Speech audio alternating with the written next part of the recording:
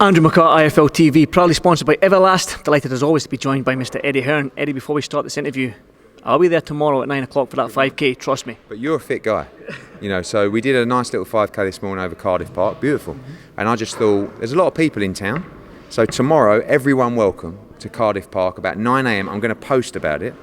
We got myself, we got CONOR BENN, we got Felix Cash, we got Darren Barker, we got Chris Lloyd, we got yourself, we've got loads of people up for it already.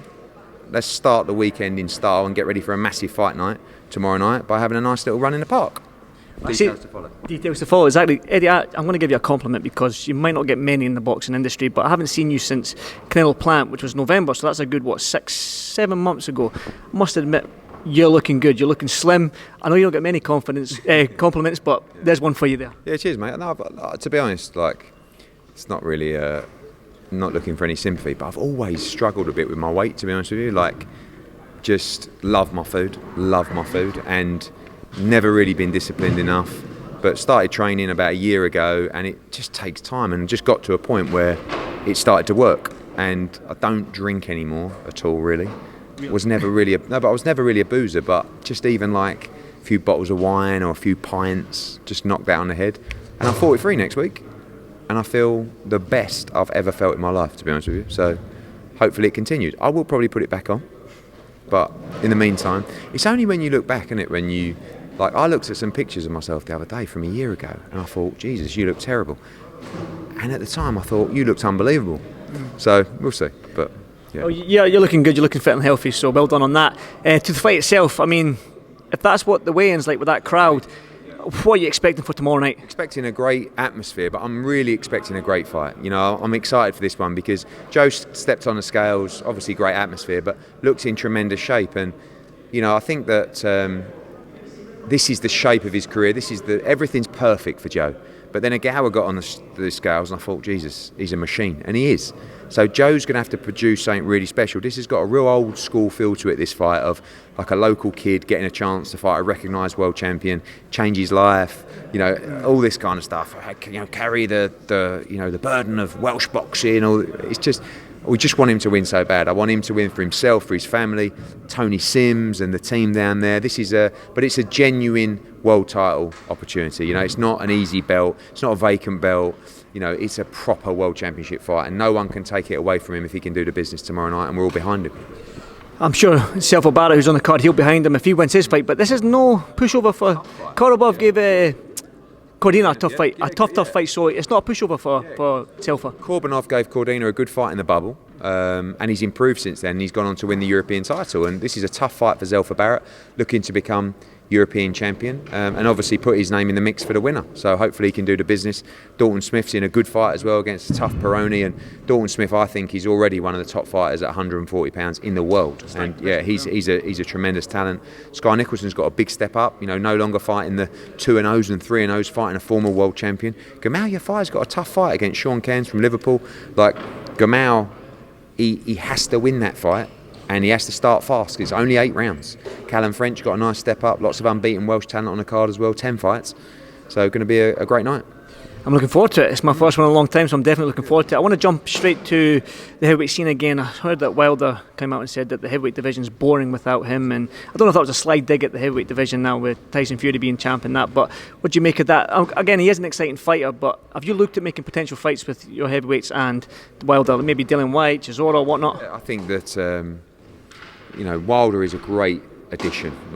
He's already there, but for the heavyweight division, I'm so happy he's back because you look at the fights with Wilder, it's breathtaking. Obviously the AJ fight is a tremendous fight. Wilder against Dillian Whyte, Wilder against Andy Ruiz, which should be quite straightforward to make.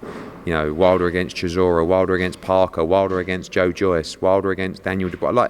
Literally every Wilder fight is exciting. So I'm over the moon he's come back, and maybe one day one of our boys will fight him, and it's a great addition to the division, or re-addition to the division. I want to talk about your new ticketing partners in Stagefront. On their website it says that they're specialised in getting premium tickets and that, but due to the market these tickets could be sold above face value. Can you just elaborate on that? A part of the service that they offer, which is the same as our previous partners and every other ticketing partner out there. Our tickets will be sold at face value, which they always are. There is a resale element to their site, as is the same with basically every other ticketing company virtually in the world. So fresh start for us with a new partner. Nothing will change for us or the fans other than, obviously a new relationship with a new partner. Good stuff. Conor Benn's here. I've got to ask, man, I've been talking to him a little bit off camera, and that he's saying that he's going to get this big fight and stuff like that. What can you say about this? I mean, he's not giving anything away. Because we're very close to making couple of big fights for Conor Benn, and my big mouth and his big mouth will end up ruining it. You saw with Derek Chisora recently, we agreed terms with Adam Konaki. He posted the contract that he'd signed, and it ended up just someone got the hump, and next thing, the fight's fallen through.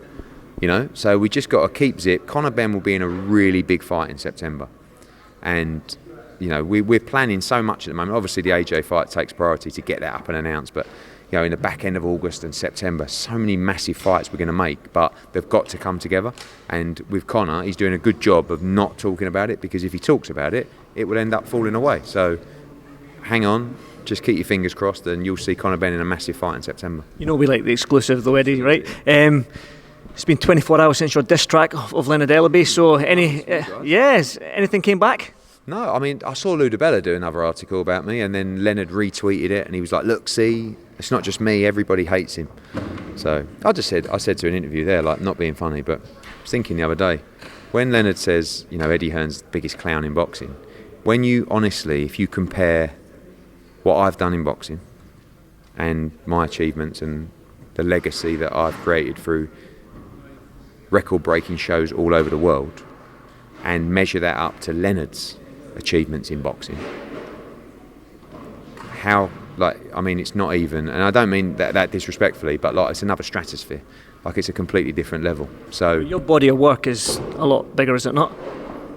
Yeah, but that's what I've achieved in boxing. Yeah, it's not like, you can't just say, yeah, but you do more and bigger shows. That's what I'm talking about. You've got more stars and stuff like that as well. Well, but we had to get them. They didn't just fall into the lap. I'm sure that's the achievements.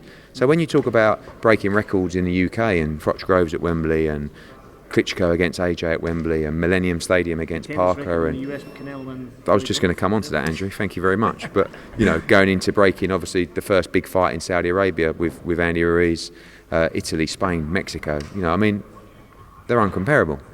So I'm comfortable with what we're achieving. I'm comfortable with my legacy in the sport, and there's levels to everything, and he's not even anywhere near my level. But the Ludabella stuff was just bizarre. He's promoting an undisputed fight, but I'm not going to go in on Lou, because I do actually have a soft spot for Lou, and he's a bit he's like that, and I don't want to. Yeah, he's a bit he's very emotional, Lou. So.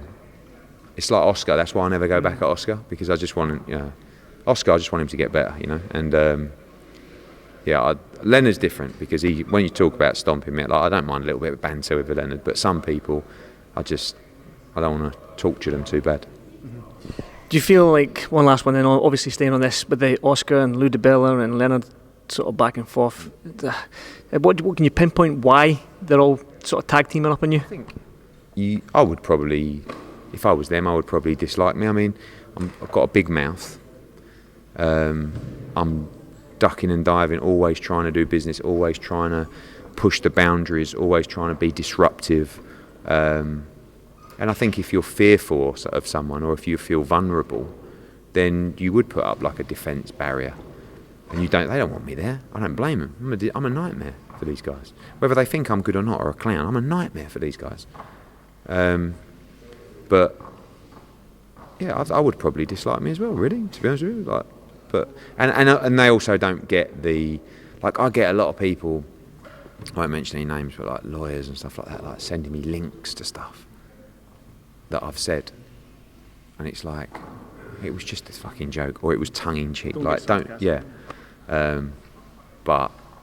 don't quite get it. But some people have a sense of humour. Some people are happy-go-lucky. Some people don't have a lot of happiness in their life. We hope that improves. Eddie, I know you're tired and you've been up here on stage and everyone's gone, but you've still got a little bit of media to do. So again, as always, thank you so much for doing this for IFL TV, and I'll see you soon. Will do. See you tomorrow morning. Yeah, see you tomorrow morning. Cheers, Eddie. Welcome, Team Everlast, to the Team Everlast Fitness app.